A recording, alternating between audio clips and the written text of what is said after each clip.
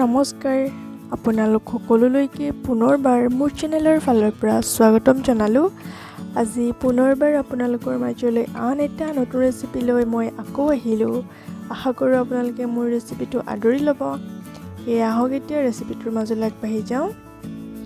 এয়া মই লৈছোঁ এটা ডাঙৰ চাইজৰ বিলাহী আৰু এটা মিডিয়াম চাইজৰ পিঁয়াজ, আদা অকণমান, নহৰু অকণমান আৰু 2 টিস্পুন সৰিয়হ মই তিয়াই থৈছিলোঁ, সেইখিনিও এড কৰিছোঁ আৰু এড কৰিম 2টা কেঁচা জলকীয়া।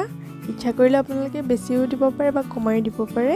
আৰু এতিয়া মই এটা ধুনীয়াকৈ পেষ্ট বনাই ল'ম। আনফালে মই কেৰাহী গৰম হ'বৰ কাৰণে জুইত পাতি দিলোঁ। কেৰাহীখন গৰম হোৱাত ইয়াতে মই সৰিয়হৰ তেল ব্যৱহাৰ কৰিছোঁ আৰু তেল গৰম হোৱাত ইয়াতে অকণমান হালধি গুড়ি দি দিলোঁ। এতিয়া মই ইয়াতে ব্যৱহাৰ কৰিম বাকলি গুচাই লোৱা পটল। ইচ্ছা কৰিলে আপোনালোকে বাকলিটো ৰাখিবও পাৰে আৰু সৰু সৰু কৰি কাটিও ল'ব পাৰে, কিন্তু মই এনেকৈয়ে কৰি লৈছোঁ।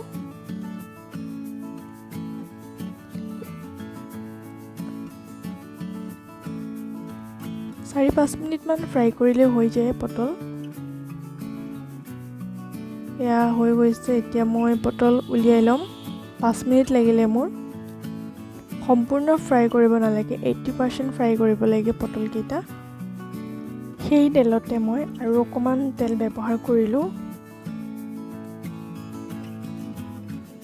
আৰু গৰম হোৱাত ইয়াতে মই গোটা জিৰা অকণমান আৰু 2টা শুকান জলকীয়া দিম। 30-40 ছেকেণ্ডমান ফ্ৰাই কৰিলে হয়। এতিয়া মই ইয়াতে সৰিয়হ আৰু বিলাহীৰ যিটো পেষ্ট বনাই লৈছিলোঁ সেইটো এড কৰিম। এতিয়া ভালকৈ লৰাব লাগিব গোটেইখিনি মিলি যোৱাকৈ।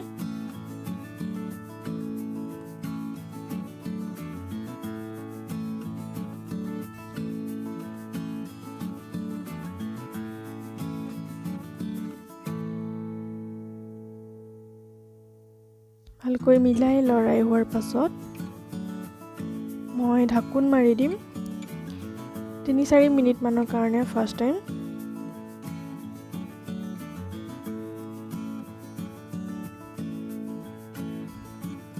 চাৰি মিনিটৰ পিছত মই ঢাকোনটো খুলি দিলোঁ, অকণমান লৰাই লৈছোঁ আৰু এতিয়া এই সময়তে মই ইয়াতে ব্যৱহাৰ কৰিম শুকান মছলা।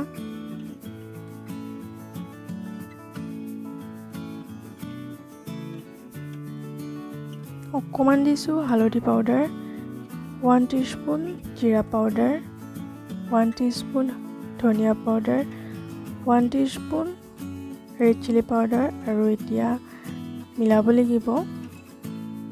যিহেতু শুকান মছলা তলত লাগিও যাব পাৰে কেৰাহীত, সেয়ে অকণমান মই পানী এড কৰি লৈছোঁ। এতিয়া ভালকৈ লৰাব লাগিব।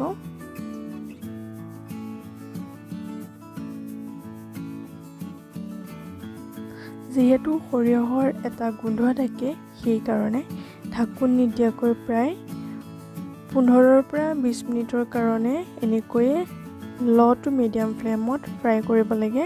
তেতিয়া গোন্ধটো লাহে লাহে আঁতৰি যায়।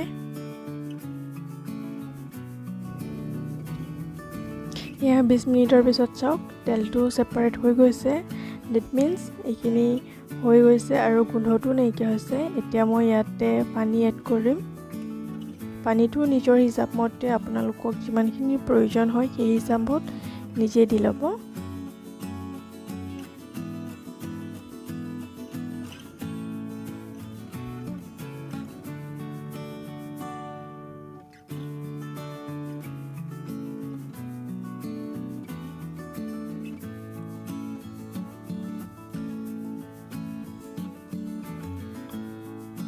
এতিয়া মই সোৱাদ অনুসৰি নিমখ যোগ কৰিছোঁ। নিমখৰ জোখটো নিজৰ হিচাপ মতে কৰিব, যিমানখিনি প্ৰয়োজন বুলি ভাবে। আৰু উতলিবৰ কাৰণে মই এতিয়া ঢাকোন মাৰি দিম আৰু জুইটো এতিয়া মই হাই ফ্লেম কৰি দিম।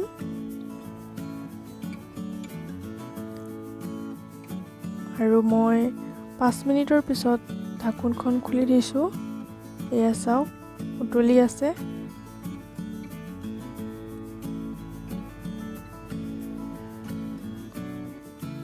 এটা উতল অহাৰ পাছতে মই ইয়াতে এতিয়া ফ্ৰাই কৰি লোৱা পটল এড কৰিম।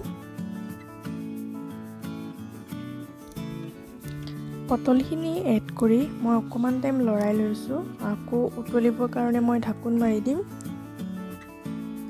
7 পৰা 8 মিনিটৰ বাবে।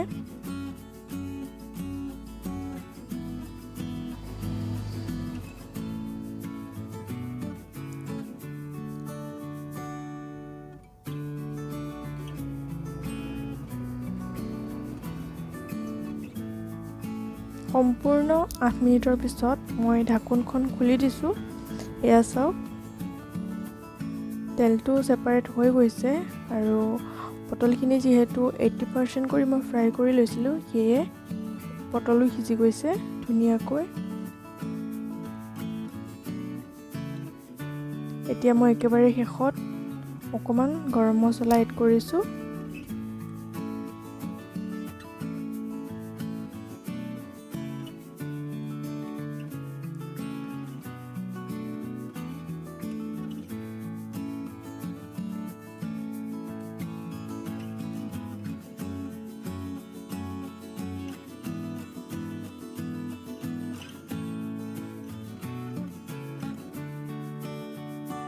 আৰু অকণমান ঘি এড কৰিছোঁ, এইটো অপচনেল হয়। যদি ভাল পায় এড কৰিব, যদি ভাল নাপায় এড কৰিব নালাগে। আৰু এয়া চাওক কিমান ধুনীয়া এটা গ্ৰেভি হৈ আহিছে, খাবলৈও খুব ধুনীয়া হয় এই আঞ্জাবিধ। আপোনালোকে এবাৰ ঘৰত ট্ৰাই কৰি চাব নাপাহৰিব। আৰু এতিয়া মই লাহেকৈ জুইটো বন্ধ কৰি দিলোঁ আৰু ঢাকি দিলোঁ অলপ টাইমৰ কাৰণে।